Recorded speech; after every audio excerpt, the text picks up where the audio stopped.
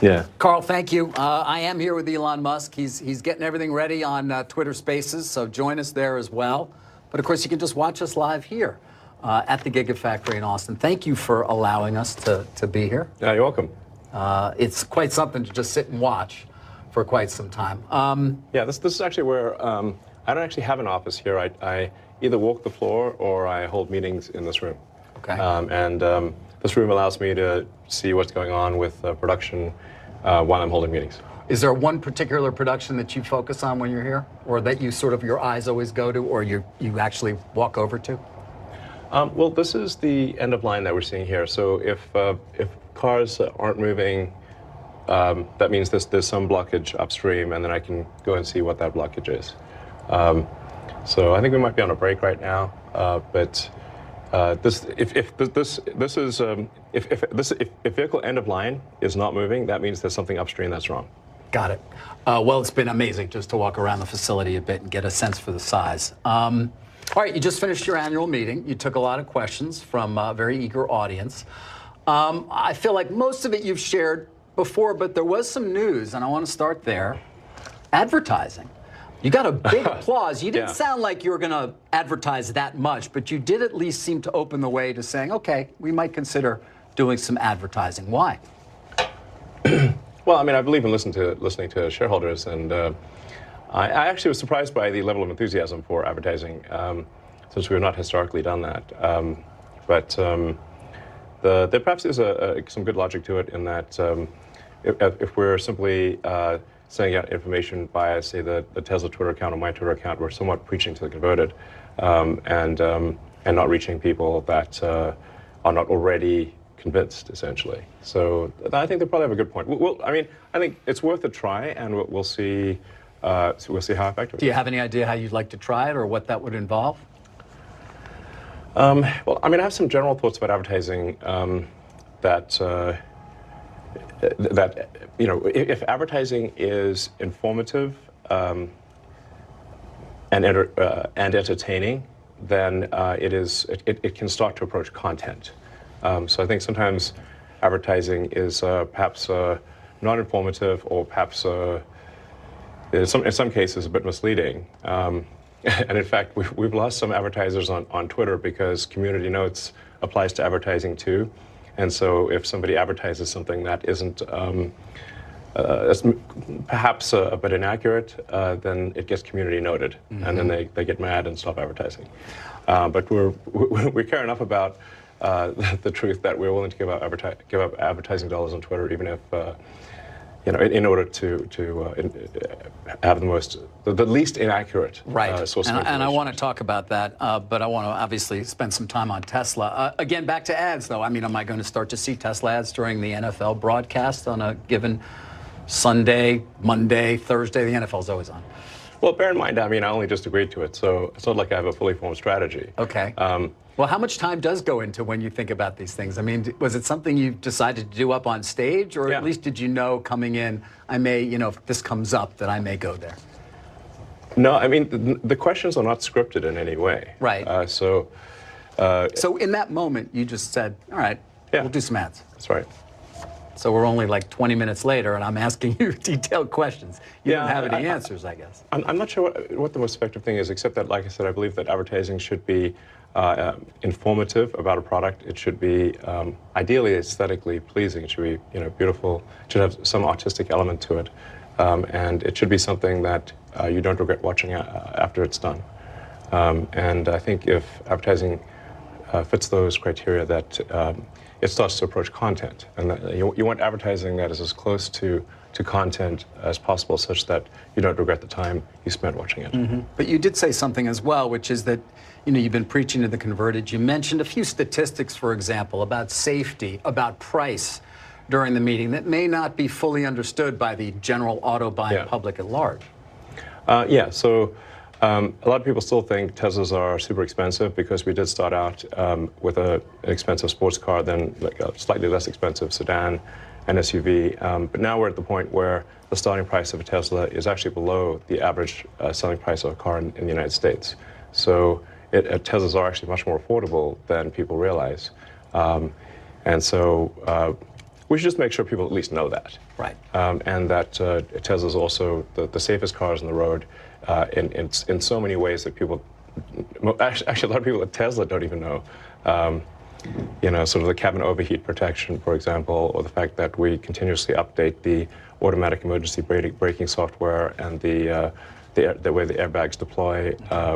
So we look at an accident and we say, is there anything we could do from a software standpoint to improve the cars that are already on the road? And then what can we update in the design to improve safety? I think that the statistics speak for themselves. This is not simply a matter of opinion. It's statistically safer than anything else.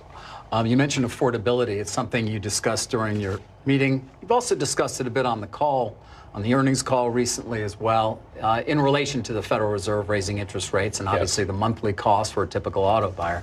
You think it's going to be a tough 12 months ahead. You've said that a few times. Yes, for everyone, not just Tesla. Understood. So it's, it's simply, you can think of raising the Fed rate as somewhat of a brake pedal on the economy. Frankly, it makes a lot of things more expensive. Certainly things that are bought with credit, but then it has downstream effects on even things that aren't bought with credit. So if the car payment or your home mortgage payment is absorbing more of your monthly budget, then you have less money to buy other things. So actually, it affects everything, even those that aren't things that aren't bought on credit. So, and my concern with the way the Federal Reserve is making decisions is that they're just operating with too much latency. Basically, the data is somewhat stale. So the Federal Reserve was slow to raise interest rates, and now I think they're going to be slow to lower them. That appears to be the case. Yeah, that may well be. We spent a lot of time talking about that, as you might imagine, on CNBC. Yes. Perhaps too much. But when it comes to latency, that takes me to pricing, because you've discussed the lack of latency in your own ability to understand exactly what's going on in the market for those cars, as opposed to many of the legacy and other competitors. We have real-time information on demand. So, so we know how many people placed an order for a Tesla yesterday. So the computer calculates that all, and literally every day we get an automated email to the exec staff that says how many people placed an order in which countries for which cars, and so we know what demand, we know what the orders were yesterday. Now you don't want to overreact to these things, because sometimes you get like little dips for reasons that are hard to explain. Do you look at them every day? Yeah. Yeah. But like I said, you don't want to overreact to if like a week is slow or something, you don't want to overreact to that. But if you look at the trend, say for over two week span or something like that, you can see that there's this for some reason the demand is less than it was, or it's higher. Do you adjust pricing to that? I mean, are you almost like an airline at this point in terms of kind of your dynamic pricing model? Yes. So we basically adjust pricing to match demand, and we obviously did a big price drop in Q1. But now January is usually a terrible time for car buying. So there's seasonality to car purchases. With January is often the worst month. So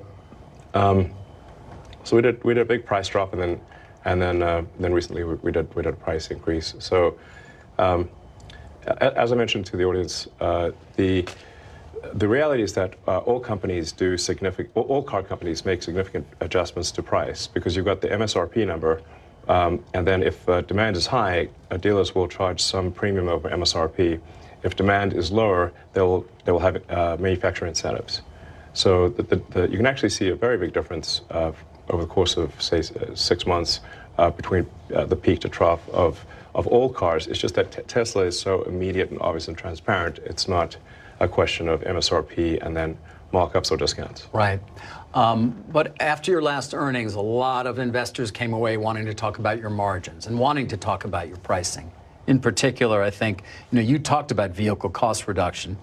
You sort of even said It's hard to explain the profundity of technically selling cars now for no profit and still yielding tremendous economics over time. Yes. I'd like you to explain a little bit more of what that means. You did a bit in the meeting as well. You're talking about sort of the move, I think, from manual to autonomous and the value add that will come along with that. But explain to people why that's profound and why conceivably, not that you want to, you could sell automobiles now for no profit and still make enormous profit in the future. Tesla is the only car company selling cars where we believe the car is capable of achieving full autonomy with a software update. So the value of a fully autonomous car is, we think, perhaps 5 times more valuable than a non-autonomous car. Why? Well, the utility of a car, typically a passenger car, is going to be maybe 10 hours a week, maybe 12. If you say like somebody's going to drive an hour and a half a day on average, so maybe an hour commute per day and then an occasional long trip, but figure it's like 10, 12 hours a week is typical for a passenger vehicle. And then you also have a lot of costs associated with parking. You need a garage, or you've got to buy a parking space, or you've got to get a parking ticket at the mall. There's a lot of costs associated with cars. Now, if you've got a car that's autonomous, that can go around and essentially be like an autonomous Uber, the utility, I think, is going to be, well, it's going to be much higher. Perhaps, and this, again, there's so much speculative. I understand. We're talking about robo-taxis here, or at least what people have called, or you have called like an autonomous Uber is a way to think about it. So perhaps the utility then would be on the order of 50 hours a week. This is just a guess. Say there's 168 hours in a week, and probably, as a rough guess, an autonomous car will be able to be active instead of for 10 hours a week, probably in our view for about 50. But it's the same car, and it costs the same to build. I want to understand the business model a little bit, because I'm buying the car, and instead of it parking at my lot while I'm working, it goes off and picks people up and drops them off. Yes. Who's making the money from that? I assume that's the value add you're talking about. Is it a revenue share? Do you have this model sort of?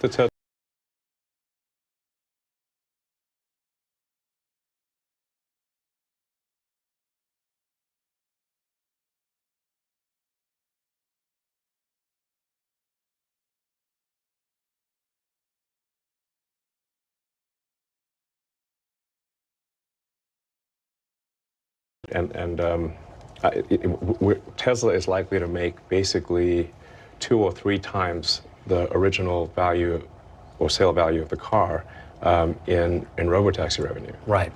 This is gigantic. As I said to the audience, it'll be like selling cars for software margins, because in fact it is software. Right.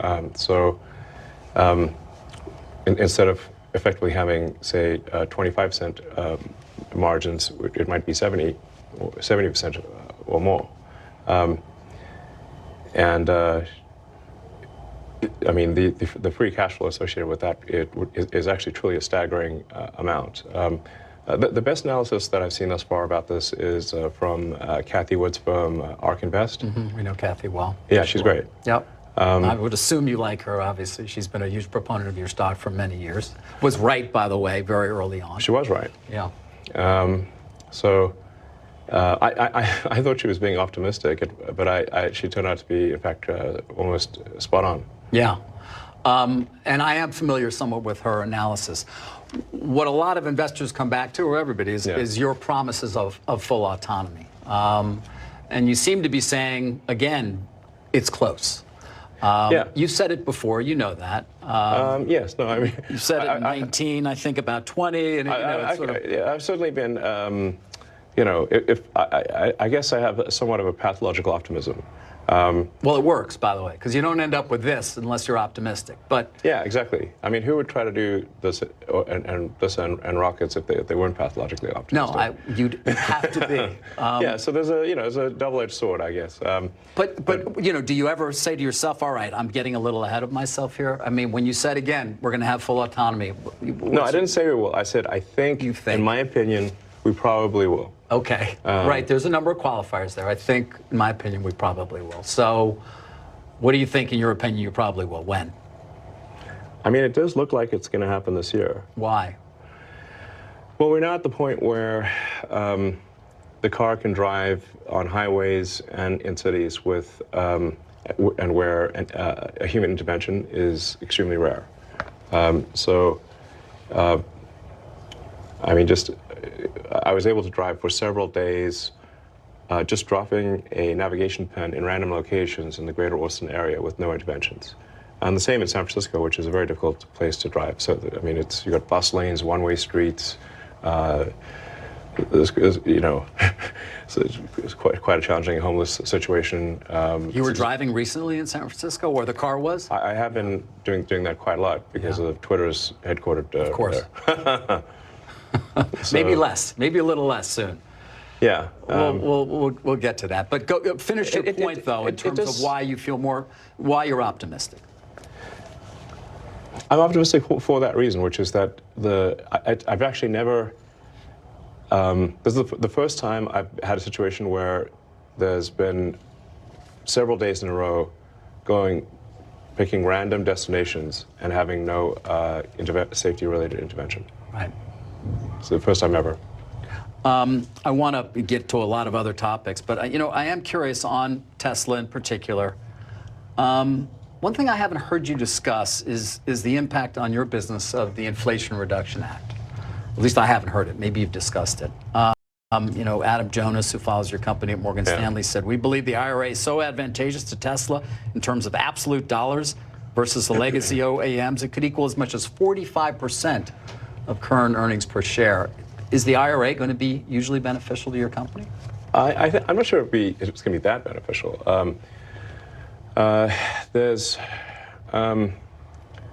There are significant advantages for having domestic production of batteries, which I think is important for strategic reasons. I think as we move to an electric transport economy, I think it's important for the United States to have some independence with respect to battery production, including all of the precursors necessary for a battery. So the IRA strongly incents that, and I think that will prove to be something of of national strategic importance in the future. So I'm not sure I would say it's as good as, say, a 45% increase in earnings per share, or 40%. Is it significant? It's helpful. Though? Yeah. It's helpful. I would say maybe it's half that or something. Okay, but I mean, 20% is quite significant. Yeah. Have you mapped it out at all? Do you have a sense? I mean, obviously, you talk about storage, for example, which is so important. You spend time on that as well, the Megapack. Is it beneficial in that particular area beyond, obviously, the credits, the tax credits that certain people get for buying a Tesla? Yeah, there's really two parts to the IRA. There's the incentive for battery manufacturing. And it's really quite a detailed, it's actually a very well-written bill in that it really makes sure that you can't game it. So you actually have to build the batteries in the US, and you actually have to build the precursors to the batteries. But if you do, it is, I believe, $30 at the cell level and $15 at the pack level, I believe, if I recall correctly. So that is very significant for batteries. And then you've got the consumer tax credit for EVs, provided they are built in the U.S. And that the pack is built in the U.S. Yeah. So now this is really the first time that we've actually had the first time in many years that Tesla's actually had the consumer tax credit. Yes. Because we actually exceeded the limit for the consumer tax credit several years ago, and so up until December. Or until January this year, I should say, there was no consumer tax incentive to buy a Tesla, but there was for the other car companies because they've not made that many electric cars. Right, they didn't reach their limit. Yeah. Before I wrap on Tesla, I would like to get to China, which is obviously an important market for you. I noticed that chart you put up. BYD is the only company that seems to be making money so far. Are you concerned at all about ruthless pricing sort of at the low end in the Chinese market and what that will mean to your market share there? Currently a limitation with is the production rate of our Shanghai factory. It's not demand. So, so that's there's some constraints on our ability to expand in China, and so we're making as many cars as we can. It's not a demand issue. And you're going to be making batteries soon as well. Yes, for the Mega Pack, for mostly for non-U.S. markets. So, are you concerned at all about the growing belligerence between China and the U.S.? I think that should be a concern for everyone. I think you're right. I think it is shared by many people who run large organizations and smaller ones. Do you think, for example, China will make a move to take control of Taiwan? The official policy of China is that Taiwan should be integrated. Mm-hmm. One does not need to read between the lines. One can simply read the lines. Do you think? So I think there's some inevitability to the situation. That would not be good for Tesla, conceivably, or for any company in the world, frankly. Yes, for any company in the world. I think almost no one realizes that the Chinese economy and the rest of the global economy are like conjoined twins. It would be like trying to separate conjoined twins. That's the severity of the situation, and it's actually worse for a lot of other companies than it is for Tesla. I mean, I'm not sure where you're going to get an iPhone, for example.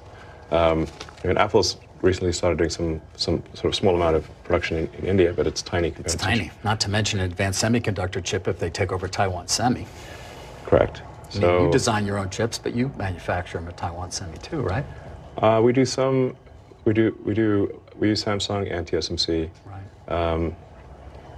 But you seem to think it's likely to happen. I'm simply saying that is their policy, and I think you should take their words seriously. They mean it. Your time, I think you've said, in fact, some of the brief conversations we've had, is one of the most valuable things in your own control. And I am curious now, and Tesla investors sort of seem to rejoice at the announcement of a new CEO at Twitter in part because they thought, well, he's going to have more time for Tesla. That's true.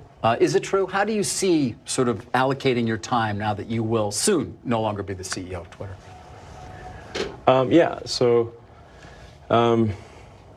It was really a very, very challenging situation at the point at which the Twitter acquisition closed because, in rough terms, there was $1.5 billion of debt servicing that was added, while at the same time there was a massive cycling. Yeah, you said you were 4 months away from bankruptcy. You're going to lose $3 billion in a year, conceivably. Negative $3 billion cash flow and had $1 billion in the bank. Yeah. No, that's not good. No. Anybody who knows anything about corporate finance knows that's bad. No, I mean, I'd say like the analogy I was using was it's like being teleported into a plane that's in a nosedive, headed to the ground with the engines on fire and the controls don't work. Right. Yeah. And you were the guy who chose that's what it felt like. You chose to get into the plane. Well, I did try to exit the deal, and they wouldn't let me. They wouldn't let, I mean, it was a funny situation where when I first proposed the acquisition, they said, hell no. They adopted a poison pill, basically saying they'd rather die than be acquired. Like they'd rather chew on cyanide. And then a few months later, they're like basically have a gun to my head saying, no, you must acquire us. Yeah. I mean, that's quite a change. It is quite a change. But you seem to think, I can figure out a way out of this until finally, I guess you realized I can't. It was made clear to me that the decision would not come down in my favor legally. Yeah. All right. Well, now you have a new CEO. Yes. Why? I think Linda Yaccarino is going to be great. Why? Twitter is very much an advertising-dependent business. Linda is obviously incredible at that, and she's just a great executive in general. My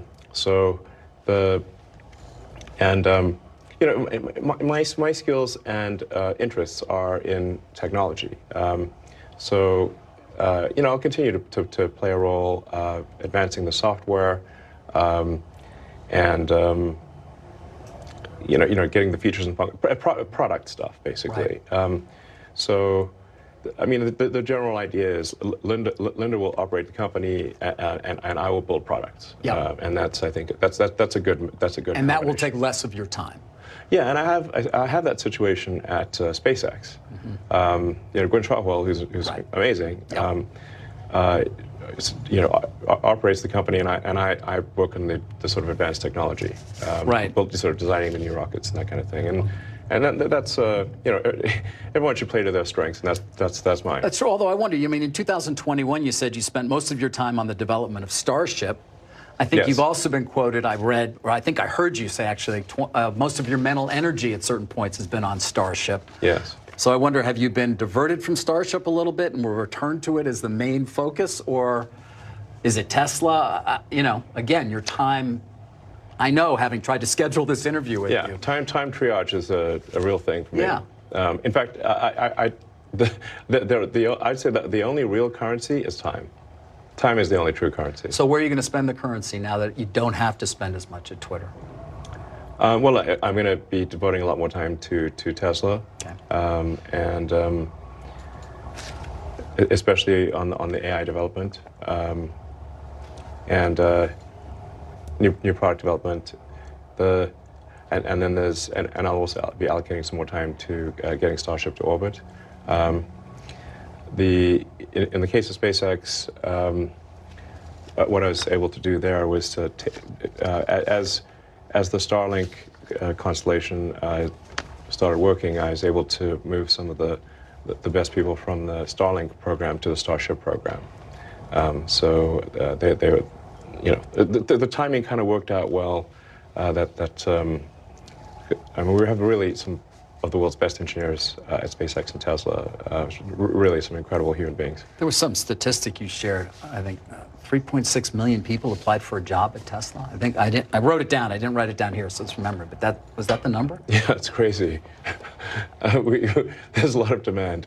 Yeah, so you have 127, almost 128,000 employees, but 3.6 million people applying for a job in a year.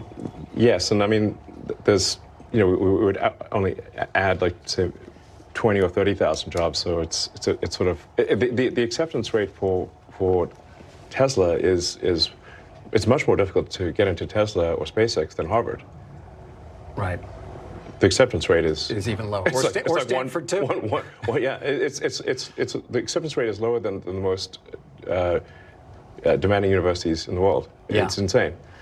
Speaking of employment, though, you had 7,800 people at Twitter when the plane was nosediving. I think you're at 1,500 now. That's so correct. roughly 6,300 people. Were they all superfluous? No, not all. So, do you figure out which ones aren't, or is it a little late? Sometimes it gets a little late. I mean, look, desperate times call for desperate measures. So there's no question that some of the people who were let go probably shouldn't have been let go because we simply did not have the time to figure out. We had to be, make widespread cuts to get the burn rate under control. So. So this is not to say that, hey, everyone who was let go from Twitter is like somehow terrible or something. It's just we have to, with very little information, get the headcount expenses and the non-personnel expenses down to where we're at least break even. And we're not quite at break even yet, but we're close. We need to do it fast. And if you do it fast, unfortunately, there are going to be some babies thrown out with the bathwater. So, I definitely would not want to say, disparage, anyone who is left. But it's funny, I've heard from other tech CEOs quietly. They look at what you did at Twitter, and they won't admit it publicly, but they say, wow, that was something. I mean, to cut that deeply and still be able to run the company. People will argue about how well or things are running. Have you heard from any of these CEOs who said, thank you for doing that, giving us sort of runway or leeway to at least make some cuts of our own? I've heard that from a few people, and I've heard that through the grapevine, yeah. Like I said, desperate times call for desperate measures, and unfortunately, those were desperate times. So do you see starting to, I mean, will Linda hire people, do you think? Or are you ready for people to be hired at Twitter? Yeah, no, I think we absolutely need to hire people, and if they're not too mad at us, probably rehire some of the people that they will let go. And they're going to have to come into the office. Look, I'm a big believer that people are more productive when they're in person, and really, man, the whole sort of work from home thing. It's like, I think it's. Look, there are some exceptions, but I kind of think that the whole notion of work from home is a bit like the fake Marie Antoinette quote, "Let them eat cake." Mm-hmm. It's like really, you're going to work from home and you're going to make everyone else who made your car come work in the factory. You're going to make the people who make your food that gets delivered that they can't work from home. The people that come fix your house, they can't work from home, but you can. Does that seem morally right? That's messed up. You see it as a moral issue? Yes. I mean, I see it more as just it's a productivity issue, but it's also a moral issue. People should get off the goddamn moral high horse with the work from home bullshit. Because they're asking everyone else to not work from home while they do. And yet there's still pushback, by the way. It's still going on. This battle is still happening. I mean, leaders of organizations, and I speak to plenty of them, I want people back. I want people back. 3 days a week, they're still battling. It's not clear that it's ever going to change. People are not coming back 5 days a week. Look, the laptop class is living in La La Land, okay? As I said, you can't, but look at the cars. Are people working from home here? Of course not. So the people were building cars, servicing the cars, building houses, fixing houses, making the food, making all the things that people consume. It's messed up to assume that yes, they have to go to work, but you don't. How is that? That is, it's not just a productivity thing. I think it's morally wrong. Although productivity is definitely impacted too, and the ability of people to learn, and I mean, on and on. Listen, I mean, look, people will disagree with me about this, but it's like. So if you want to work at Tesla, you want to work at SpaceX, you want to work at Twitter, you got to come into the office every day. Yes, I mean, like I'm not saying.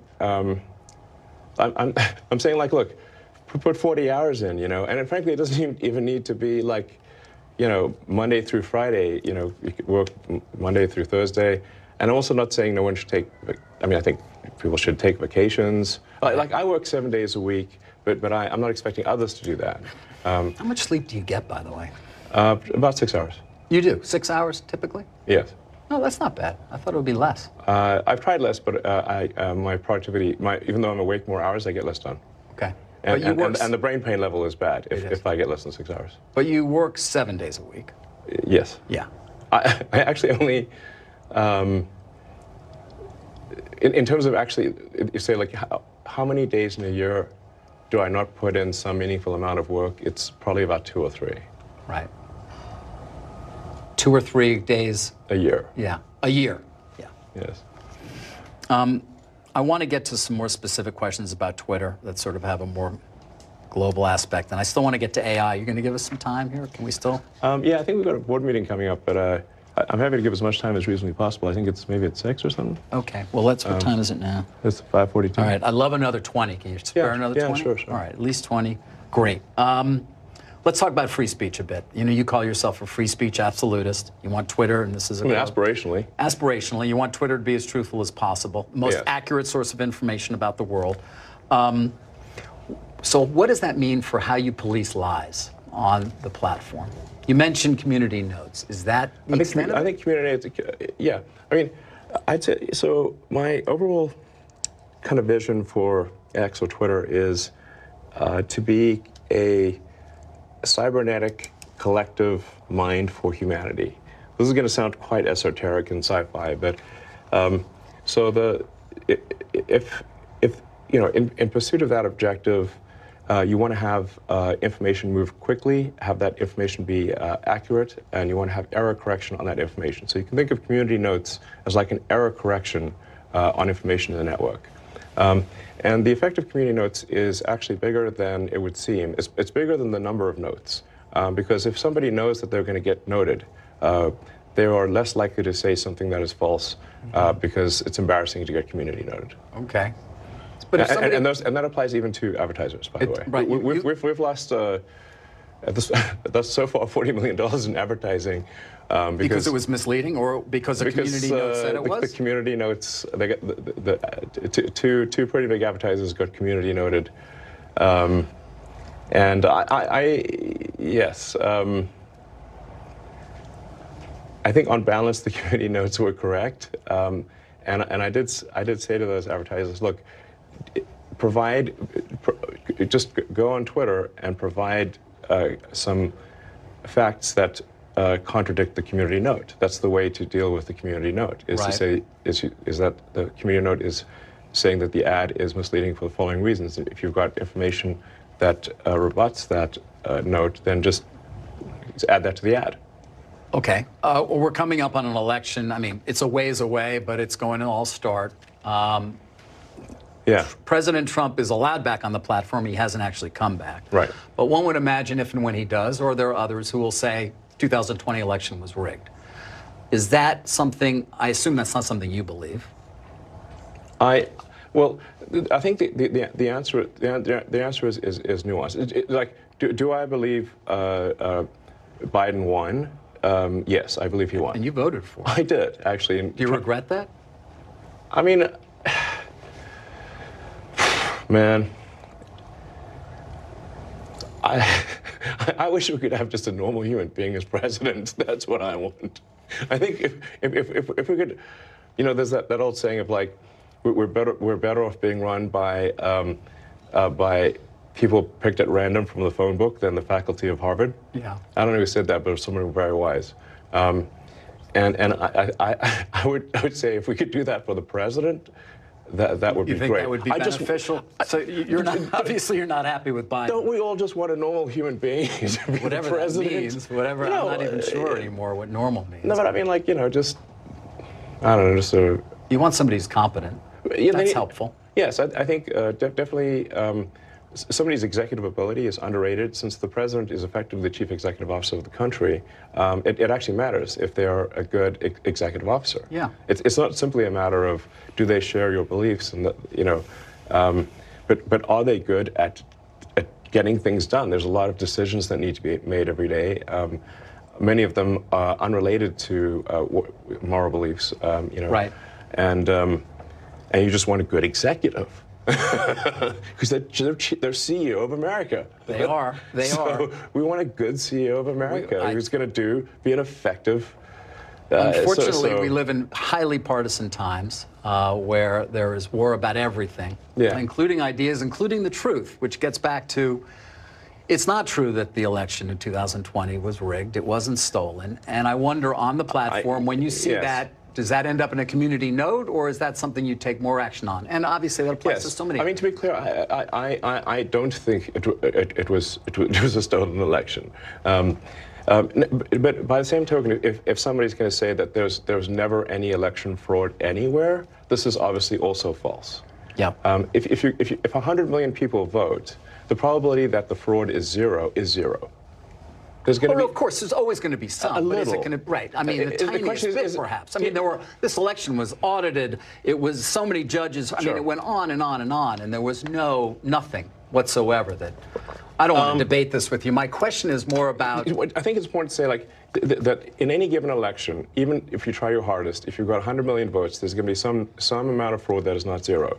And that it's important to acknowledge that without saying that the fraud was of sufficient magnitude to change the outcome. Mm-hmm.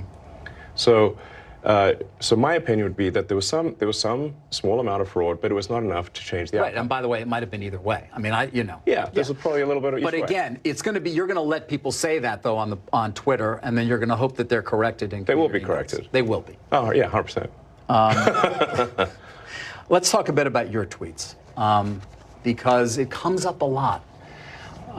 Even today, it came up in anticipation of this. I mean, you do some tweets that seem to be, or at least give support to some who would call others conspiracy theories. Well, yes, but I mean, honestly, some of these conspiracy theories have turned out to be true. Which ones? Well, like the Hunter Biden laptop. That's true. Yeah. Yeah. So, that was a pretty big deal. There was Twitter and others engaged in active suppression of information that was relevant to the public. That's a terrible thing that happened. That's election interference. But how do you make a choice? You don't see. I mean, in terms of when you're going to engage. I mean, for example, even today, Elon, you tweeted this thing about George Soros. Well, I'm looking for it because I want to make sure I quote it properly. But I mean, you know what you wrote. But you basically. It reminds me of Magneto. It's just like, calm down, people. This is not like made a federal case out of it. You also you said he wants to erode the very fabric of civilization, and Soros hates humanity. Like, when you do something like that, do you Yeah, I think that's true. That's my opinion. Okay, but why share it? Why share it? Especially, why share it when people who buy Teslas may not agree with you, advertisers on Twitter may not agree with you? Why not just say, hey, I think this. You can tell me, we can talk about it over there, you can tell your friends, but why share it widely?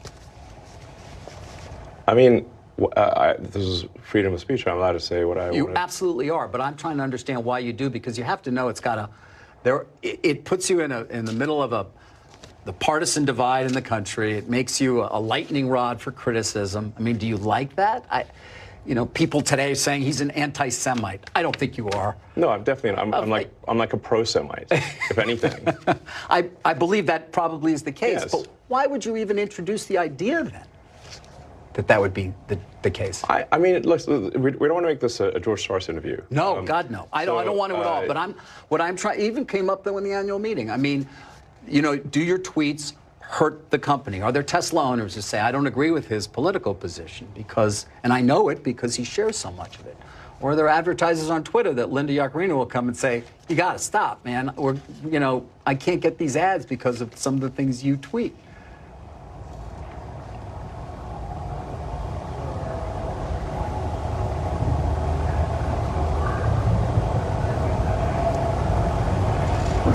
I'm reminded of there's a scene in The Princess Bride. Great movie. Great movie. Where he confronts the person who killed his father. And he says,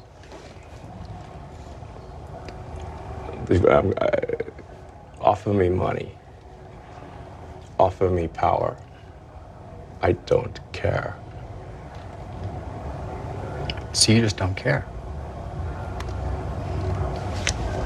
You want to share what you have to say. I'll say what I want to say, and if the consequence of that is losing money, so be it. Okay. But I mean, when you link to somebody who's talking about the guy who killed children in a mall in Allen, Texas, and you say something like it might be a bad psyop. I'm not quite sure what you meant, but. Oh, in that particular case, there was somehow that's not that the obviously people were killed, but it was, I think, incorrectly ascribed to be a white supremacist action, and the evidence for that was some obscure Russian website that no one's ever heard of, that had no followers. And the company that found this is Bellingcat. Right. And do you know what Bellingcat does? PsyOps. Right. I couldn't really even follow exactly what it was you were trying to express there, so that's in part why I was curious. I'm saying that I thought the ascribing it to white supremacy was bullshit. Okay. And that the information for that came from an obscure Russian website and was somehow magically found by Bellingcat, which is a company that does PsyOps. And there's no proof, by the way, that he was not. There's no. I would say that there's no proof that he is. And that's a debate you want to get into on Twitter? Yes. Because we should not be ascribing things to white supremacy if it's false. Okay. Can we talk about AI now? Sure. Actually, I want to talk about AI. Well, let me end with Twitter in the sense of Sam Altman was on the Hill today, and he said AI's ability to manipulate interactive disinformation is a significant area of concern. It's Yes. moving so quickly. It is a significant area of concern. And how, I'm curious as to whether you agree with that, how you see that even playing out on Twitter with people who, who knows, somebody could, look like you and or me and use our voice. I don't know what it could be. Oh, that is happening big time. So the reason that I'm asking people to be verified on Twitter and that we're saying, okay, verification means you've got a phone number from a reputable carrier, which means that you've at least passed through whatever their security mechanisms are, that you have a credit card, so you now have passed through whatever security mechanisms the credit card company has, and that there's some small amount of money paid per month. That set of actions significantly increases the cost of fake accounts, and with the latest AI, it can bypass basically every test for are you a human. Right. So then how do you know that a million accounts were created? How do you know that those are people? I don't know. How do you? Exactly. You have to do account verification. And the thing that makes I sort of put myself in the position of if it was my goal to manipulate public opinion and create millions of accounts and make it seem as though a topic was trending, and that this is actually what the public believes. But in order to do so, I had to get a million phone numbers, a million credit card numbers, and pay $8 a month. Right. And have that all not be traceable and clustered, I would say it's impossible. Impossible. So the goal of the sort of Twitter verification is fundamentally to prevent AI manipulation of the system. Got it. Final question on Twitter. Walter Isaacson, your biographer, he said your big goal for Twitter is disrupting the banking industry. Well, is that accurate?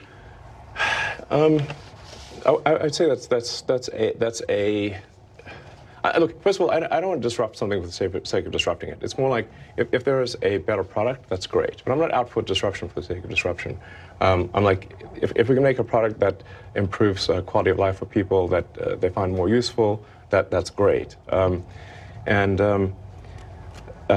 What people see in PayPal is sort of like a halfway. It's frankly sort of a half-baked version of what it could be. And so I think there's potential to create a more efficient financial system. And here we can get, again, quite esoteric into sort of information theory. But the actual financial system today is a heterogeneous set of databases running on mainframes and COBOL that still engage in batch processing. It's really quite very inefficient. So things are still not real time, and so it's possible to have a much more efficient, homogeneous real-time data system. Money is just information, and so but that's not like the only reason. It's just a thing that would be, I think, poetic to fulfill ultimately the vision that I had for X over 23 years ago, right. and actually see that come to fruition would be nice. But there are many other things for Twitter. It's not just financial stuff. Well, you talk about enhancing humanity. I'm curious then about AI, which many people say will lead to great productivity gains. You showed those robots. I mean, I can imagine what they conceivably could do when powered by AI. But I'm also curious, because you've certainly been concerned, what percentage do you give the chance that it will destroy humanity? Well, the advent of artificial general intelligence is called a singularity because it is so hard to predict what will happen after that. I think it's very much a double-edged sword. I think there's a strong probability that it will make life much better, and that we'll have an age of abundance. and there's some chance that it goes wrong and destroys humanity. Hopefully that chance is small, but it's not zero. And so I think we want to take whatever actions we can think of to minimize the probability that AI goes wrong. And you've called for a pause, along with a number of other people. Yes, look, when I called for a friend of mine, Max Tegmark, is a physicist at MIT, wanted me to sign on to the letter. And it's like I knew it would be futile. It is futile. It's futile. I knew it would be futile. I just wanted to call it like, it's one of those things, well, for the record, I recommended that we pause. Okay. Did I think there would be a pause? Absolutely not. But you're starting XAI, I think that's what you're calling it, or some new AI effort. How's it going to be different than OpenAI or Alphabet? This is not the time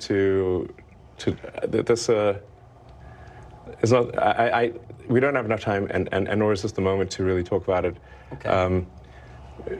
We will have a launch event, and we'll explore the issues in more detail. But I should say that and I mentioned this at the shareholder meeting, that Tesla has actually tremendous capability in real-world AI. Yes. In fact, it is very far ahead of anyone. I know people actually on Twitter prior to our interview were saying, he never gets asked about how advanced his AI is at Tesla. You always talk about the other names. Tesla AI is, like I said, I'm not even sure who's second, frankly. Why is that? What are people not understanding about what you have, and why are we talking so much about ChatGPT and generative AI at OpenAI and what Microsoft's going to be able to do with it, and not about Tesla? I don't know. I mean, people do talk about it online. I think Tesla will have sort of a ChatGPT moment. Maybe if not this year, I'd say no later than next year. Wait, say that again. I'm sorry. You're going to have a sort of ChatGPT moment. Oh, you will. In terms of suddenly it will. Yeah, suddenly 3 million cars will be able to drive themselves with no one. Right. It goes back to that. Right. Yeah, and then 5 million cars, and then 10 million cars. So, and I would also say that if positions were reversed and say, well, in fact, the positions are reversed. For example, Google has Waymo, which is sort of attempting self-driving, and they are able to make self-driving work in a very limited geography with very tightly mapped streets. But as soon as anything goes wrong with those streets, like if there's an accident or a parade or road construction, it stops working. Basically, Google is unable to produce a generalized solution to self-driving that works anywhere. They've been trying to do that for a long time. They've been unsuccessful. Tesla basically has that and is far more advanced than Google. Yeah. And so if the positions were reversed and you said, okay, Tesla's got to produce a large language model that has output equal to or greater than ChatGPT, or Microsoft OpenAI has to do self-driving, and we flip the tasks, Tesla would win. You'd win. Yes. And you have the computing power and everything else you need to do it. Absolutely. I'm being told we don't have that much time. Can you give me another 5 minutes, or what do you think? Yeah, I think so. I do have a board meeting. I know. But 5 minutes is probably fine, sure. Okay, thank you. OpenAI, I mean, you seem somewhat frustrated with them. You were one of the big contributors early on. The reason, I am the reason OpenAI exists. How much money did you give them? I'm not sure the exact number, but it's some number on the order of $50 million. Man, fate loves irony, next level. So I used to be close friends with Larry Page, and I would stay at his house, and we'd have these conversations long into the evening about AI, and I would be constantly urging him to be careful about the danger of AI, and he was really not concerned about the danger of AI and was quite cavalier about it. And at the time, Google, especially after their acquisition of DeepMind, had 3/4 of the world's AI talent. They had obviously a lot of computers and a lot of money. So it was a unipolar world for AI. and we've got a unipolar world, but the person who controls that does not, or at least did not seem to be concerned about AI safety. That sounded like a real problem. So, and then the final straw was Larry calling me a speciesist for being pro-human consciousness instead of machine consciousness. And I'm like, well, yes, I guess I am. I am a speciesist, So you helped to the creation of OpenAI. You put in as much as $50 million. More than helped. It wouldn't exist without me. It wouldn't exist without you. So I came up with a name. Right. The name OpenAI refers to open source. So the intent was, what's the opposite? What's the opposite of Google? Would be an open source nonprofit, because Google is closed source for profit, and that profit motivation can be potentially dangerous. Should you have gotten governance for that money? Should you have gotten some level of control, perhaps, in retrospect? Yeah, I fully admit to being a huge idiot here. Anyway, so OpenAI was meant to be OpenAI, open as an open source. It was created as a 501c3, so part of it is also, in the beginning, I thought, look, this is probably a hopeless endeavor. How could we possibly compete with? How could OpenAI possibly compete with Google DeepMind? I mean, this seemed like an ant against an elephant, which is not a contest. And I was also, I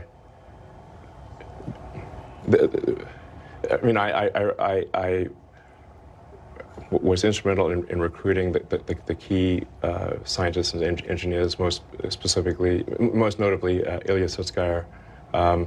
In fact, Ilya went back and forth several times because he would say he's going to join OpenAI, then Demis would convince him not to, then I would convince him to do so, and this went back and forth several times, and ultimately he decided to join OpenAI, and really Ilya joining was the linchpin for OpenAI being ultimately successful. So you're very disappointed in what's happened there in terms of it becoming a for-profit.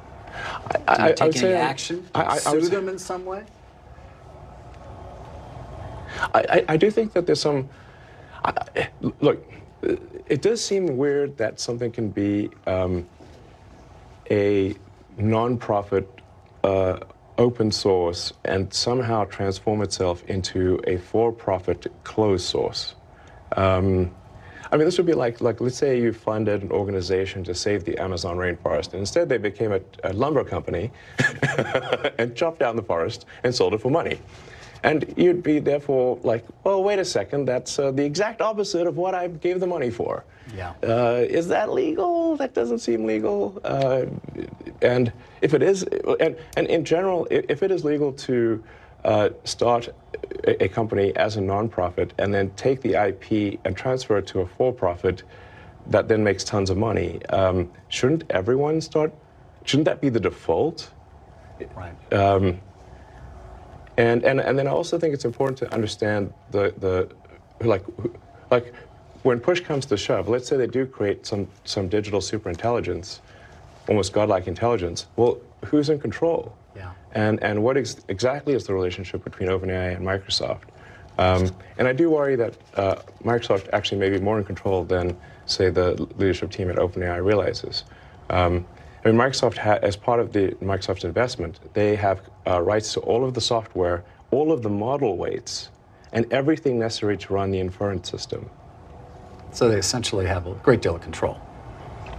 At any point, Microsoft could cut off OpenAI. Elon, I'm being told we have to wrap up. Your board has been very Sure. patient. I want to end on one AI question. You have a lot of kids. I have some kids. I have one who's actually soon to go into the workforce. I struggle with how to advise him about a career when this technology exists and will only improve. I'm just curious, when you think about advising your children on a career with so much that is changing, what do you tell them is going to be of value?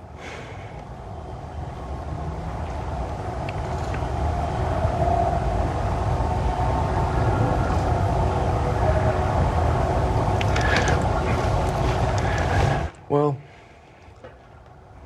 that is a tough question to answer.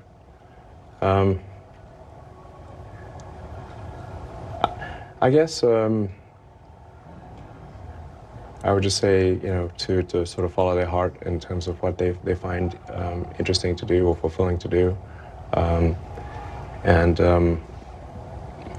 try to be as useful as possible to the rest of society.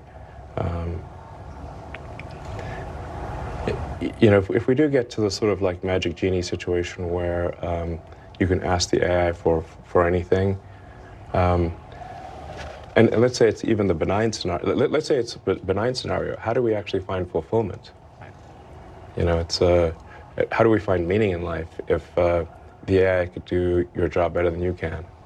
I mean, if I think about it too hard, frankly, it can be dispiriting and demotivating. Because, I mean, I go through. I've put a lot of blood, sweat, and tears into building the companies, and then I'm like, wait, well, should I be doing this? Because if I'm sacrificing time with friends and family that I would prefer to do, but then ultimately the AI can do all these things. Does that make sense? I don't know. To some extent, I have to have deliberate suspension of disbelief in order to remain motivated. So I guess I would say just,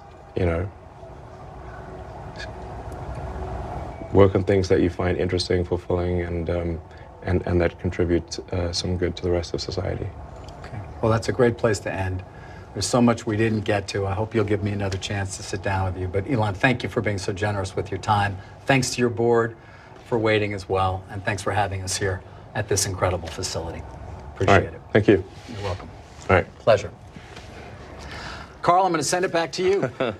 Fantastic, David. Thank you. That's our David Faber speaking one-on-one with Tesla CEO Elon Musk. A wide variety of topics tonight: EVs, Twitter, AI, and a lot more, as you heard. Let's get some reaction. Phil LeBeau's here, Julia Borston, Morgan Brennan with us, as well as fast money trader Dan Nathan and Gene Munster from Deepwater Asset Management. Gene, let me begin with you. The challenge with listening to Musk is that there's always the aspirational and the theoretical, and then there's the practical and the strategic. What was most important to you tonight? I think the strategic piece, and I think that's where Elon really shines, and specifically just his, I think, focus towards the latter part of that conversation related to AI. And I think a couple big pieces really stood out to me. One was this concept of having a breakthrough moment, a ChatGPT moment around FSD. It totally makes sense. AI was simmering for many years, and then it just broke through. And I think his commentary around that is encouraging to his comments about timing of FSD. He still thinks it's in within a year. I think the other piece that stood out strategically is just what he's doing with X.AI, this new business. It doesn't sound like it's as much around payments. It sounded like there's a thorn in his side related to OpenAI, and I suspect that you're going to hear, they said there's going to be a launch event, and I bet there are going to be variations of products from X.AI that will compete with OpenAI. And so those were the two things that really popped out to me.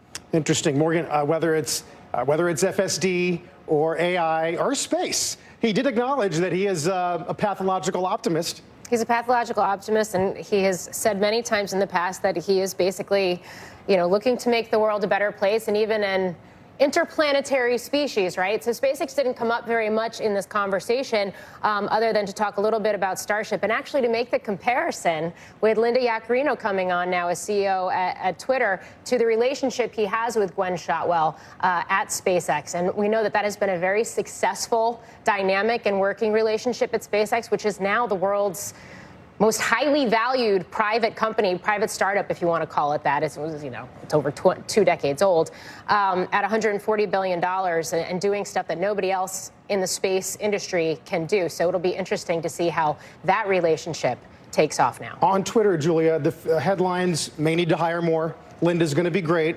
And if speaking my mind, is the consequences costing me money? So be it.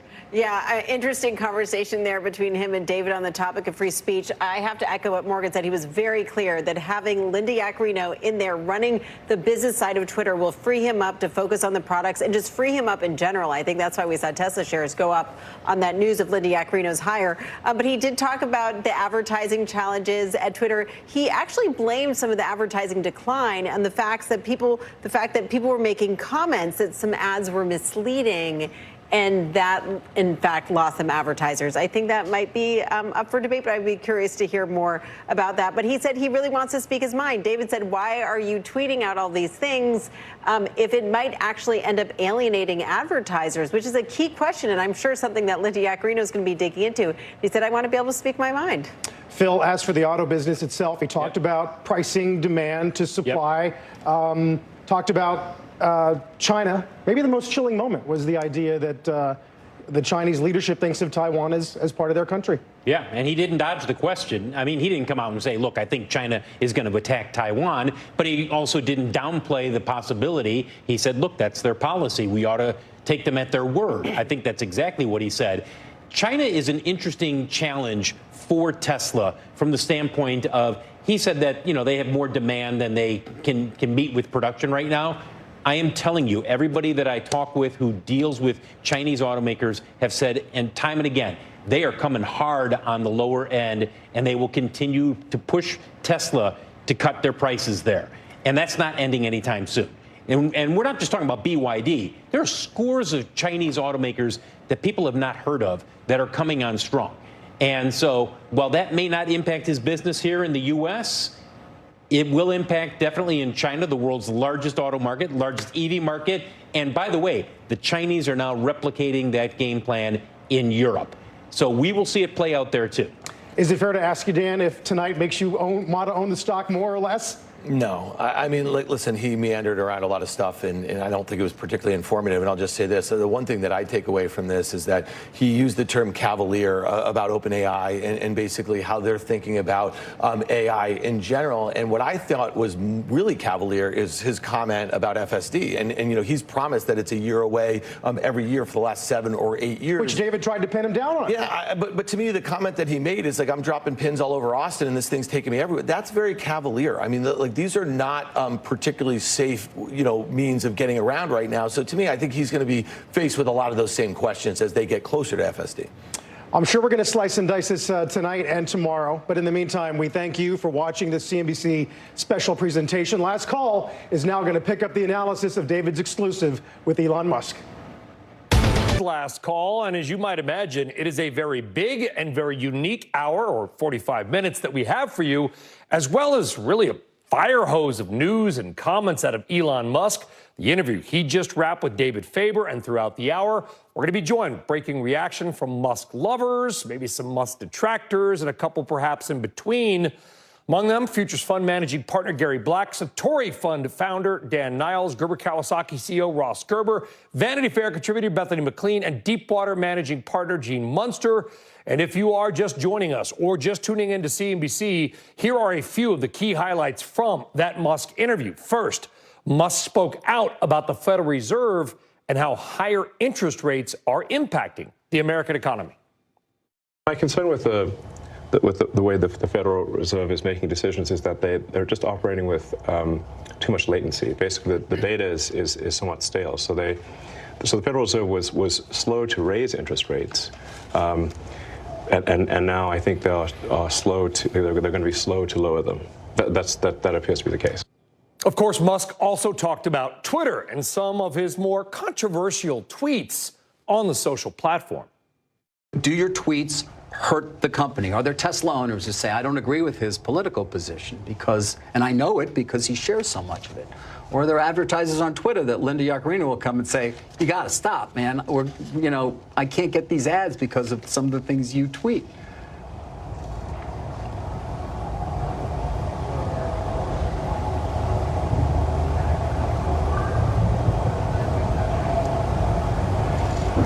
You know, I'm reminded of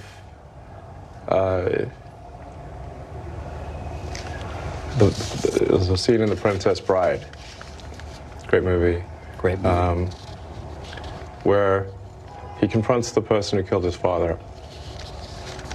And he says,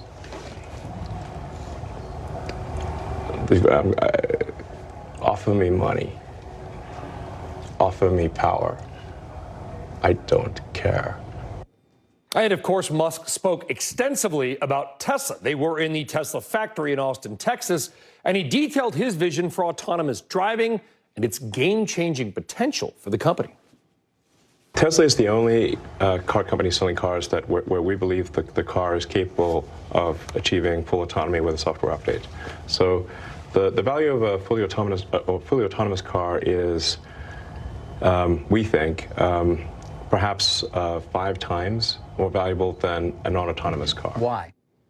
All right, a lot to unpack, and we're going to do that over the next 45 or so minutes. How are investors reacting right now? Well, let's take a look at Tesla stock. It is trading real time. It is up a bit, about $1.50 a share, or 0.9%. All right, let's get now to our panel of experts. As we said, we've got Future Fund Portfolio Manager, Managing Partner Gary Black, Gerber Kawasaki CEO Ross Gerber, and CNBC, of course, Auto and Air Industry reporter Phil LeBeau. Thank you all for joining us. Phil, first to you. A lot there, wasn't all in your beat. What stuck out the most to you about Tesla? Well, obviously what he said about full self-driving and the potential for what it could mean in terms of the bottom line for Tesla and in terms of what it could mean for transportation. I hate to harp on this, but he has been saying this for several years. We're close to full self-driving. We're close to full self-driving. We're close to full self-driving. If there is a reason why there will be people who will say, we've heard it before, it's because they have heard it before. Do I think on paper that Elon Musk is correct, that it could revolutionize transportation and that it is potentially could open on a world of possibilities in terms of revenue? Absolutely. But there are a lot of ifs within that possibility that I think make some people sit there and say, I'll believe it when I see it. Will they have their ChatGPT moment in the next year and a half or so, as Elon suggests? Maybe. I don't doubt it. They have a ton of artificial intelligence that they are collecting on all of these vehicles when they are in full self-driving mode. There's no doubt about that. But I also know that there are a lot of very smart people within the auto industry who have told me time and again, we are not close to seeing full self-driving automobiles. Yeah, Phil, follow up on that because, we've been talking about this for 12 years. And, there's the auto side of the business and the technology about whether it's possible. Then go talk to an auto insurance executive and they'll be like, yeah, we got a lot to figure out. How do you insure it? What if something goes catastrophically wrong? Full self-driving may be a possibility from a technological or automation perspective, correct? But to your point, there are a lot of hurdles. Is there a chance that it does not ever happen? I don't think that it never happens. I think that it eventually will happen. Do I expect it to happen within the next year based on people that I have talked with within the auto industry? No. Do I think that we will see advancements where you see it in geo-fenced areas, as you do in California, in San Francisco? You see it in Phoenix. You're going to see it soon in Austin. And we're talking about Waymo and some of the others, Cruise, that are doing that. But at the same time, when Elon says full self-driving, I'm expecting these vehicles to pick me up here in Times Square, take me to Brooklyn, take me somewhere else, and I never see any kind of an engagement. Most people that I've talked with have said, we're not close. We're very close, but we're not there. You cannot say we're going to be at 100% anytime soon. Yeah, let's bring him in. Ross, obviously, listen, I was recently in your town, L.A., okay? First off, Santa Monica Boulevard, every third car was a Tesla. So I kind of understand why people in L.A. are bullish on Tesla as well. And I thought if I walk into traffic, will that car stop on its own? Do you think that FSD, full self-driving, is going to unlock that, 5x value of the car that Musk told David about? Just a couple of things. First of all, I don't know if Phil has used the software lately. I use it every day, and I just drove to work with it, and it's amazing. Like, the fact it's not perfect, I don't think that's up for debate. It's not perfect yet. But I was following behind a driver who was extremely poor at driving. And in LA, I'm sure you would agree with me, Sully, that most drivers are just horrendously bad. Just horrendously bad. It's already better than most humans. So if you're over 80 and you're driving, this is already better than you on the road. So the idea is that the expectation that is it's got to be perfect or close to it. And that's what makes this so difficult to solve. And driving in LA is just like a madhouse. So if you think about this as a solution in most cities around the country, it already works very good. And it's only a matter of time till it works completely. So I think that when you use the software daily and you see how quickly it's learning, your perspective is very different than if you don't use the software or have never used the software at all. So Brian, it seems like most people who opine about it have never actually used it. Brian, wait a second. I'm not debating that the full self-driving software is better than 99% of the human drivers. We are terrible drivers. That's not the debate. The debate is when he says we will have full self-driving autonomous vehicles, that means 100% or 99.99.9%. Because if it's not at that level, at some point the regulators will step in. So it's not that it has to be better than us. It already is better than us. It's better than us, but you got to look at it from a different perspective. One of the problems with full self-driving is it's got to work around humans, the other human drivers. This is most of the reason I have to disengage is because other people do really dumb stuff, and I've got to like make an evasive maneuver or something. You are 100% right. But if you tell me that I can take my car at some point and it's full self-driving and it takes me to work at CNBC and then I say, toodaloo, go off and you can be a RoboTaxi for somebody, there's nobody behind the wheel. You know what I'm talking about. Ross, the humans, that's the equation. It's going to take time. I'm not disagreeing with that. 284 million, and that's what you just said is the point. It's going to take time. Yeah, but I'm not disagreeing that level 5 autonomy is going to be a very difficult challenge. I want to keep it up. I want to keep it up because I dream of full self-driving every day, stuck in traffic, Ross and Phil. Right. Love to be able to actually get work done as opposed to, veering over to the side for my life on the turnpike. Gary Black, will it affect the stock? Let's bring it back to investors. If indeed this comes out and it's so good, is it going to move the stock maybe 5 times, like the car is worth 5 times, because they're the only ones that are likely going to have it, and all of a sudden people realize my car can make money for me? Look, you guys are going down the wrong path. There's 3 takeaways from this meeting today, and none of them was FSD. There was nothing new presented about FSD. The 3 takeaways were, 1, they're going to try advertising and see how it goes. That is a totally new approach by Elon, and something we've talked about for a long time, and Ross has talked about a long time. It's a way you can add a lot of value to Tesla and bring it close to Apple's market cap, because you're not just relying on price to drive EV adoption. That was the first big point. Second big point is somebody asked Elon about the rumors about him leaving as CEO, and he said bluntly, it ain't so. He's not going anywhere. That's important. And the third big aha that I had was there's 2 new next generation products, and he put a number, it said 5 million units on the 2 units, and it's probably a $25,000 hatchback and a $25,000 baby SUV. Those are the 3 most important points from today's meeting, because the stuff he talked about FSD was not new. Do you worry, Gary, about these price cuts impacting margins? It appears that investors are great. $25,000 SUV, that's electric SUV, sounds great on paper until you're losing $10,000 a car. Well, don't look at it as a price cut. So if you think about Master Plan 1, it's all about accelerating the world's transition to sustainable energy by bringing out cheaper and cheaper products. So you start with Model S, you start with Roadster, then you go to Model S, then you go to Model 3, now you're going to go what we call Model 2. So these new next generation cars are going to cost half as much. So they're not going to lose money on these cars. They're probably going to make close to 20% margins on a dollar amount. It'll be a little bit less. That's very different from just cutting price on an existing product. So and I asked them the question at the end, I said, can you differentiate between your strategy of bringing out a so-called Model 2 that costs $25,000 and taking a price cut on Model Y, which will be the best-selling car in the world? And he talked, he didn't really answer the question, but what it sounded like he said is, look, we're trying to figure out supply and demand on a real-time basis every day. And my takeaway is they are not going to be cutting price again on Model Y. What they've done, as you know, they took prices down at the beginning of the year, 15, 20%, and they've been inching them back up. So that's the reason Tesla has been actually going up a little bit in the last couple of weeks, because people say it looks like the end of the price cuts, and it looks like second quarter is going to be the bottom of where gross margins are. And so I tried to get him to answer that question. He didn't really go for it. But that was not an important takeaway because he really didn't answer the question. But the three most important takeaways are they will try advertising, which Ross and I both been on Tesla about for at least a year now. Two, Come on, is he leaving as Gary, CEO? aren't you ready to have a party tonight? We are. And as you can see, I'm sitting on the bus outside the factory. And then the third is these two next generation products. Everybody's thinking one, but one's going to be a hatchback, one's going to be a baby SUV. And the 5 million units, that's the first time he's put out a number. And I think that's a really important point to do. And that's why the stock will be up tomorrow, not because of that. And Brian, yes, Phil. And Gary hits on a great point with those two lower-priced models.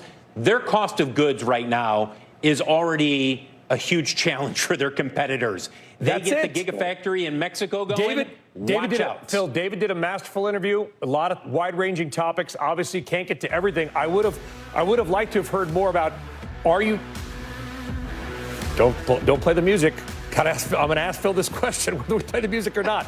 Phil, are you trying to basically put Rivian and Lordstown and Fisker and maybe one of the Detroit companies basically out of business, kill their EV business before it really even scales up?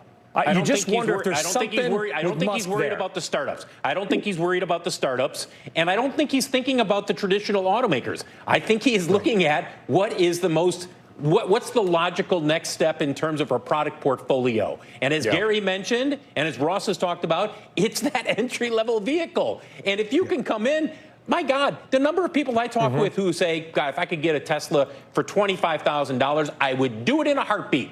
If you can come up with that, if they can find a way and to be profitable with it, that is that's going to be really tough for anybody to compete with, at least here in North America. 100%. Absolutely. And then we'll make it Mexico. We got to go, guys. We had to go 5 minutes ago, apparently. Phil LeBeau, Ross Gerber, Gary Black, guys, great discussion. Thank you very much. All right, much more Musk and the latest on the debt ceiling showdown as well over the hour. But right now, the markets did trade today, by the way, and here's what happened. There was a lot of red on the screen. All the major indexes fell. Dow dropped over just 1%. Which is, by the way, the 6th down day in the past 7. Small companies got hit the hardest. Been a trend lately. The small cap index now down over 3% this year. Small caps tend to sell off if people fear there's a recession coming because they are domestic companies. All right, was the stocks up? Yeah, AMD the best performer. Caesars Entertainment down 7%, the worst performer. Also, quick take a look at futures. See where we might be again. Thinly traded, super early, but a little green on the screen. All right, up next. Much more breaking coverage of Elon Musk's sit down with David Faber, including what comes next for him at Twitter. Call for desperate measures. So there's no question that some of the people who were let go probably shouldn't have been let go because we simply did not have the time to figure out. We had to be, make widespread cuts to get the burn rate under control. So. So this is not to say that, hey, everyone who is let go from Twitter is like somehow terrible or something. It's just we have to, with very little information, get the headcount expenses and the non-personnel expenses down to where we're at least break even. And we're not quite at break even yet, but we're close. I mean, will Linda hire people, do you think? Or are you ready for people to be hired at Twitter? Yeah, no, I think we absolutely need to hire people. All right, welcome back. That, of course, Elon Musk earlier in the last hour on CNBC. Let's get more reaction to talk about the Twitter side of the interview. Joining us tonight is CNBC senior media and tech correspondent Julia Boorstin, Deepwater Asset Management managing partner Gene Munster, and Vanity Fair contributing editor and CNBC contributor Bethany McLean. Julia, first off, what stuck out to you about the Twitter side of their conversation? Well, he talked about what dire straits Twitter was in when he bought it. He compared it to an airplane that was plummeting. He neglected to note when he was talking about how he tried to get out of that purchase that he said he didn't want to do any due diligence on the company. So he opted out of due diligence.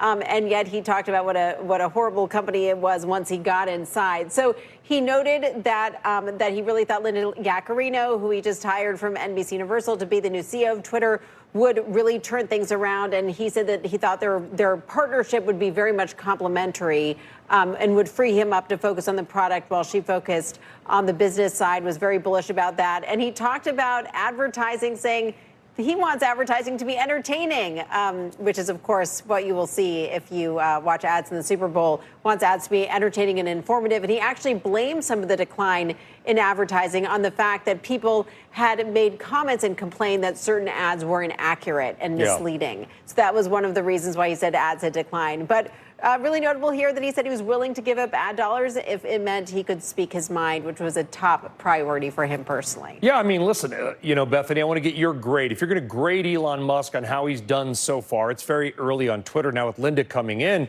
I love the community notes feature because it's sort of anonymous. It's not like you've got to go after somebody like the president and say, well, it's not really that accurate, or here's the context. It's the crowd, right? As he called it, I think the cyberkinetic mind of society. How would you grade Musk?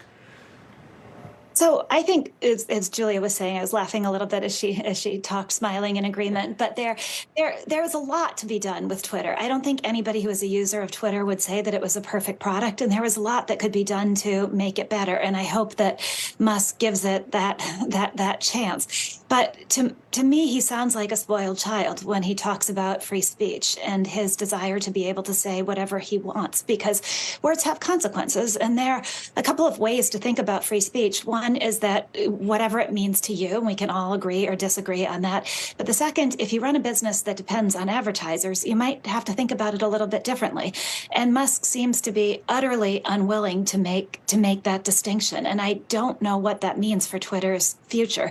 I don't think, based on estimates of how far Twitter's advertising revenue has fallen, that it means good things. And Twitter's debt load doesn't give it a lot of room to maneuver. Musk might want it to be a toy, but it's not. And he's, for all that he's brilliant and, one of our greatest minds, entrepreneurs, whatever, he's never run a business during a time of rising interest rates when capital is a challenge. And he's not making life easy for himself on Twitter. He's not giving himself a lot of rope, in my view. I almost feel like, I agree, but I almost feel like, Gene, that's kind of part of the strategy, right? He wants to sort of rattle the cage, get people to engage more in Twitter. It's now his investment. There's probably private stock in there somewhere, people have it, but it's his baby, it's his dollar. Listen, I've been tweeting more because we've launched a new show. So I'm kind of doing the same thing on a much smaller scale. Do you have a take on how he has done, not only on Twitter, but by hiring Linda Yaccarino, our former executive, that he can focus more on Tesla or maybe something else? And maybe starters for Yaccarino. That's a big hire. Ultimately, I think there's a bigger question about what's going on with Twitter. And I think it really sits down with what happens around free speech. And I see this vector as being something that's critically important. I just want to take one quick step back, is that what's different about Twitter today versus what, from a product perspective versus a year ago, is the rails. And what he said today in the interview with David was that free speech is going to reign. And as you mentioned, Brian, is that the community notes are going to police that. And there's a lot that rides on that. And I would just put this, the key takeaway as this. From a business perspective, I think it's going to be difficult to have a thriving advertising business when you have a community that's divided. What he's ultimately talking about is truth, and truth is ambiguous. And so I think that it's going to be tough to police that, even with a community. Separately from, I think that Twitter's engagement, I use Twitter. I think that it's a great way to connect with an audience. And so I think that that will continue to be a platform to do that. And so it almost comes out to be a product that benefits people, but doesn't necessarily have a great business behind it. Well, let's go now to Musk's own words, Julia, then we'll get your comment. Musk also reaffirmed his commitment to truth, even if it put him against advertisers. So I think sometimes advertising is perhaps not informative, or perhaps in some cases a bit misleading. And in fact, we've lost some advertisers on Twitter because community notes applies to advertising too. And so if somebody advertises something that isn't perhaps a bit inaccurate, then it gets community noted, and then they get mad and stop advertising. But we care enough about the truth that we're willing to give up advertising dollars on Twitter, even if in order to have the least inaccurate. Right. I mean, Julia, you're kind of grinning here. We all know, listen, advertising is designed to sell us a product or a service. So I think you sounded a little bit sort of almost immature saying, well, it can be misleading sometimes. That said, what is Linda, you know Linda, what do you think Linda's going to do when she walks in the door at Twitter and says, here is job one? Well, what I would say is what's notable is I know that many advertisers were concerned about advertising on Twitter in the wake of Elon Musk taking over because of concerns about brand safety on the platform. One thing that Linda Yaccarino used to really promote about the value of NBC Universal's content was the fact that it was premium content. It was not user generated. You knew what you were going to get. You knew you didn't have to worry about your ad and your brand being next to something that might be misleading or might be inappropriate or might even be derogatory or biased. And so what he's saying here is that these advertisers pulled back or certain advertisers pulled back because they didn't like being flagged for having their ads being misleading. But the reality is that many advertisers said we are concerned about the fact that trust and safety teams were fired. A lot of employees left that were responsible for the safety of the content on the platform, and we're concerned as advertisers about what kind of content our brands are going to be next to. And that is going to be order number one of business for Linda Yaccarino, to convince all the advertisers that she worked with so closely when she was at NBC Universal that Twitter is a brand safe platform and they don't have to worry about inappropriate or misleading or offensive content being next to their ads. Well, but I would say, Julia, that I've been on Twitter a long time. It's always been there. And people, it's funny. I think, Bethany, you said Twitter's not perfect. You know what's not perfect? People. There's a lot of nasty people out there, right? And you can thank God for the mute button and the block button. I don't block. I like to mute people because, you don't want to be cussed out when you're just scrolling through your timeline. That said, I did, and I want your comment. I loved his comments about verification. I know people pushing back on the blue check. Some celebrities are like, I'm not going to do that. I like the edit button, but I also liked what he said. You got to have a phone number from a reputable carrier and a credit card, which means you're pre-vetted as an actual human. The account is real because what Musk sort of alluded to, and he kind of just dropped it in quietly, was manipulation of public opinion in whatever, maybe for democracy, maybe for voting, by mass use of fake accounts. And all of us on this panel know, I could probably for $1,000 manipulate Twitter and get something trending on Twitter. I like what Musk has done with the verification. Nobody cares what I think. What do you think? If that's for me or for Julia? No, for you, Bethany, of course. Okay. What do I think? I agree with you about bots. I agree with you about verification. I think that's one of the ways in which Musk could make Twitter a more powerful place if he gives it, if there's time. I'm not sure. I mean, I've let my blue check go and kind of happily let it go. So I don't know what the trade-off is going to be between those two things, between the verified users, which is a powerful and good thing, and people who say, well, I'm not going to pay for that blue check anymore if anybody can have it. But back to Julia's point, I would also, I thought the idea that advertisers are leaving because of community notes is a really interesting and creative explanation. And I would love to see the breakdown of the number of advertisers who have left because the veracity of their ads have been challenged versus the number of advertisers. I've got so many things going through my head right now about community notes. Your product stinks, right? I mean, right. So I hope Twitter has time. I hope Musk has time. I hope Linda gets time to try out some of these ideas and see if Twitter can be a better product. I just don't know how much time there is. Yeah, and we're going to leave it there, guys. But I think that for our viewers and listeners who are not active Twitter users, and we know most people are not, but like 20% of Americans are even on Twitter. Twitter is arguably the most important social platform, maybe most important platform in the media, and so that's why it has sort of punches above its weight versus media platforms, social media platforms of a larger size, like a Facebook, et cetera. Bethany, Gene, Julia, thank you very much. All right, so among the many topics discussed, Musk's frustrations with the AI company that he helped create but is no longer a part of. That, of course, is OpenAI, the maker of ChatGPT. Listen. OpenAI, I mean, you seem somewhat frustrated with them. You were one of the big contributors early on. The reason I am the reason OpenAI exists. Joining us now is Dan Niles, founder and senior portfolio manager for the Story Fund. Do you believe that? Would OpenAI not exist if it wasn't for Musk? That's correct. I mean, he put in about $50 million or so. He spearheaded that formation, and he helped recruit a lot of the senior people that worked there. So I think that's a pretty accurate statement. And do you feel like, I mean, it seems like he's, I don't know if he's sad that he kind of lost control of, quote, his baby, if he's angry about it, but it feels certain. And he's made comments to the point, too, Dan, that he's going to do something about it with a competitor. What do you think Elon Musk would love to do with AI, even outside of Tesla? Well, I mean, you know, he said on that interview with David Faber that, you know, he feels like an idiot because he did lose control of it.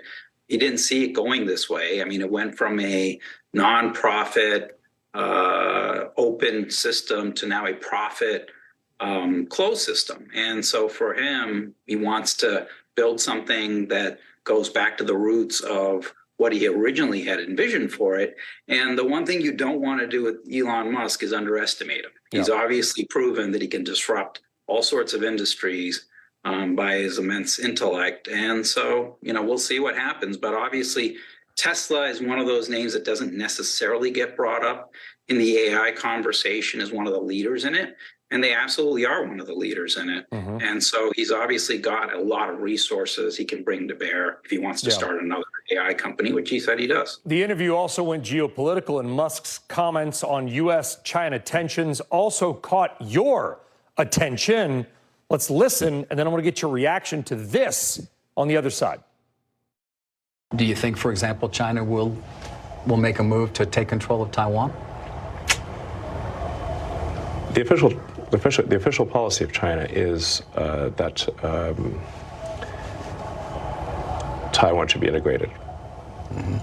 One does not need to read between the lines. One can simply read the lines. That would not be good for Tesla, conceivably, or for any company in the world, frankly. Yes, for any company in the world. I think almost no one realizes that the Chinese economy and the rest of the global economy are like conjoined twins. It would be like trying to separate conjoined twins. That's the severity of the situation. It's likely to happen. I'm simply saying that that is their policy, and I think you should take their word seriously. They mean it. I mean, Dan, those are pretty terrifying comments if you play them out. Well, I mean, if you read our investment letter when we entered 2022, so about 16 months ago or so, we said at the time we thought one of the risks in 2022 was Russia invading the Ukraine and China reunifying Taiwan. We got the first part of it. I fully expect the second part of it at some point, because as you rightly pointed out, Xi Jinping has made no, as Elon Musk said, you don't have to read between the lines. He has said Taiwan's an integral part of China. And that's one of the things he wants to get accomplished before he steps down. So he's 100% right, and people would think otherwise. Well, it could be true just because. Dan, if that occurs, we don't know if it'll occur. Let's say China militarily goes into Taiwan. Okay, I've talked to people who believe it will happen, talked to others who believe it won't. If it does, what happens to Apple? Does Apple fall 20% in a day? Probably. I mean, you're going to see a whole lot of companies getting absolutely hammered because obviously TSMC is the world's foundry. And so they can cut off chips to Apple, NVIDIA, AMD, et cetera, which is why, the U.S. government got involved late, but the whole CHIPS Act and trying to get domestic manufacturing up and running is so vitally important. The good news is Russia has run into so much resistance with Western powers uniting behind the Ukraine that's changed China's timeline. And so they may take longer to act, which gives us more time to get prepared. But I 100% believe, and I've said this for well over a year, that China will at some point go in to reunify with Taiwan. And then you wonder, does the world, like we did with Russia and Ukraine, does the world then say, okay, you're invading Taiwan, guess what? Whatever you think of the nation, we're going to boycott and ban all Chinese-made products, which is what, 90% of our products. Dan, we got to leave it there. That's a great conversation. Scary to think about, but a good combo. Thank you. All right, a quick programming note, by the way. You can hear from Dan Niles and other top advisors, investors, experts, technologists, and economists at the virtual Financial Advisor Summit on June 15th. Scan the QR code to register or visit cnbcevents.com/financial advisor. Sign up today. All right, that is in a month. Coming up in 2 minutes, Elon on space. Plus, House Speaker Kevin McCarthy gives the ever smallest hint of a debt ceiling deal being possible. Maybe soon. Try to read the tea leaves. Coming up.